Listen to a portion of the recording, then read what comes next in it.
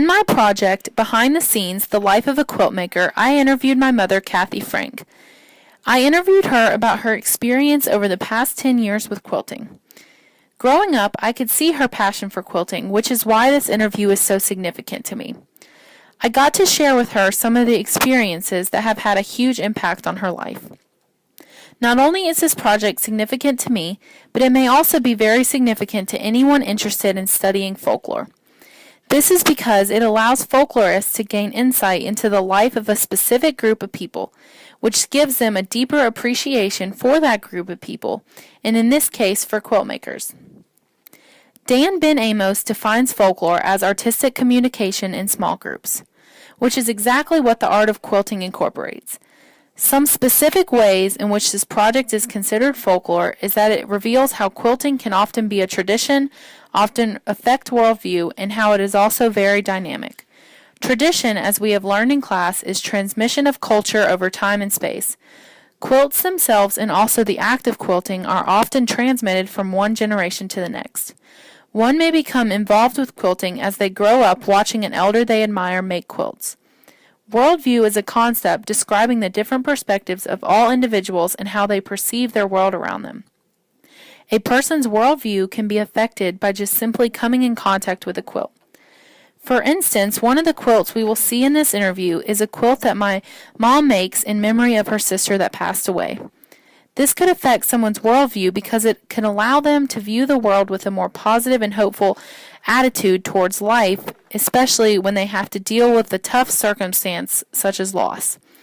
Quilting, just like all forms of folklore, is very dynamic in that it is constantly changing.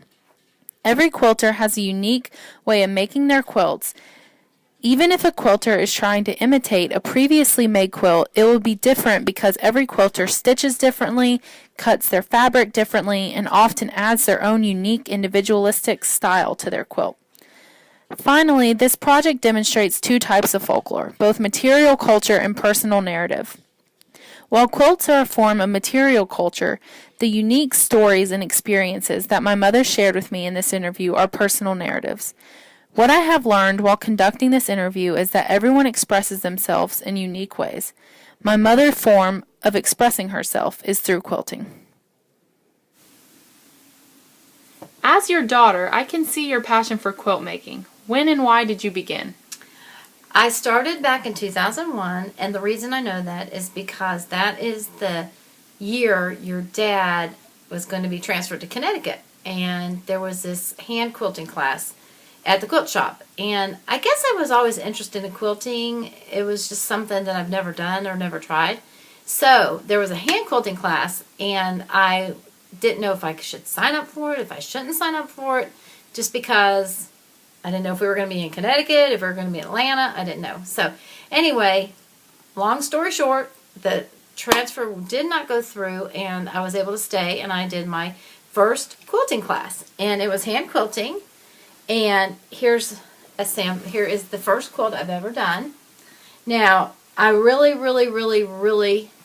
liked the bright fabrics. This was a pattern that we hand pieced and we hand quilted. And piecing is putting the different pieces of fabric together. And I remember cutting the fabric for the first time. It was so scary because you use a rotary cutter and you use a ruler, and it was so scary. So you cut out all the different pieces, and then you hand stitch them together. And then once that's finished, you take the front that you've just made and the back, and you put a piece of batting in between it, and then you just go in and out through the fabric to hold the 3 layers together. So this was my very first quilt. Another challenge quilt we had, we were told to go get 4 paint chips, the little things like at Walmart that you can get to paint samples to show the different colors. So you had to get 4 different paint sample things, and then you had to get fabric to match them and come up with a quilt. So this is the quilt that I did, and my colors were this dark green, this red, and there were a couple of the light green, and I think the pink. So I pulled those 4 paint chips, and you had to display them with your quilt. But you could really make any quilt you wanted. And this is a real famous pattern. This is Sunbonnet Sue. And this quilt is super special to me because my sister Sue passed away the year I made this. She, well, it was probably the year before because I made it in honor of Sue. And I thought it was really perfect. And each of the little Sunbonnet Sues is something a little bit about my sister. She had a pool and she loved her pool. And so this is her at the beach with the sunglasses and the beach ball. I came up with that myself.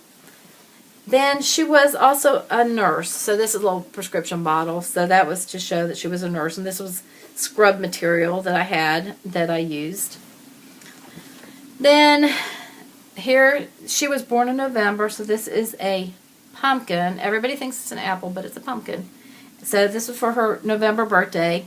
And she loved to read. So I just put a little book in Sunbonnet Sue's hand. And then the center block is Sunbonnet Sue as an angel because Sue passed away and I miss her very much. And this is just a little reminder of, you know, my sister, a little something to honor her. And a lot of quilts, people will label them. So let me take this off. So the label I put on this one was a picture of Sue, and it was in loving memory of my sister. So this is just a little tribute to her, you know. She was a great person, and I miss her, and, you know, it's a cool way to remember her. And, you know, we'll always have the quilt to remember her and all the memories, but it's just a neat thing. Do you make quilts for others, too? I do. I like to give my quilts away. And, you know, I don't necessarily have somebody in mind when I'm buying the fabric. What I like to do is start working on it and say, oh, this person would like it. Like I just did one, and a friend of mine, it matched her living room perfectly. And she just had started getting into quilting. And so I thought, you know, this would be perfect to give it to her.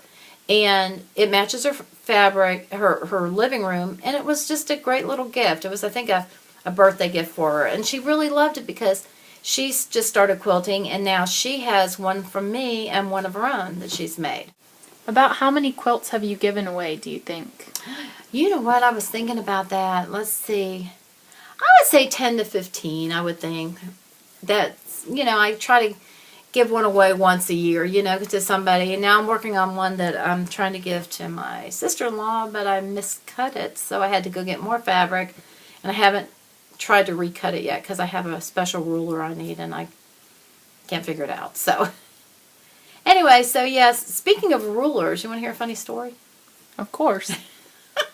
This is so funny. Okay, so in quilting, there is a gadget and a tool for whatever you need. So they have all these acrylic rulers that are different shapes and sizes. And, you know, you got one that's 6 inches wide. You got one that's a square, a 12-inch square. You have all these different ones.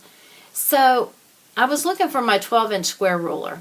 And I was looking all over for it, and I couldn't find it. And, you know, I had to make do with another ruler. And I have plenty of rulers, but it was still easy when you're cutting fabric to have the proper tool for the fabric. So, anyway, I'm looking. So, finally, my husband goes, your father goes, you know, what ruler are you looking for? And I said, well, it's this 12-inch square acrylic ruler. He goes, I use that to block the air duct in the ceiling in the basement. So he thought it was just a piece of plastic. And, of course, I told the Quilt Guild this problem. It's like a goofy guy, you know, using it for the air duct, you know. But, anyway, it was my 12-inch ruler. Oh, my gosh. How could he put it up in the air duct? So, anyway, so I got my ruler back, and the air duct got fixed, and it doesn't need to be blocked anymore. So, anyway, so that was sort of funny. But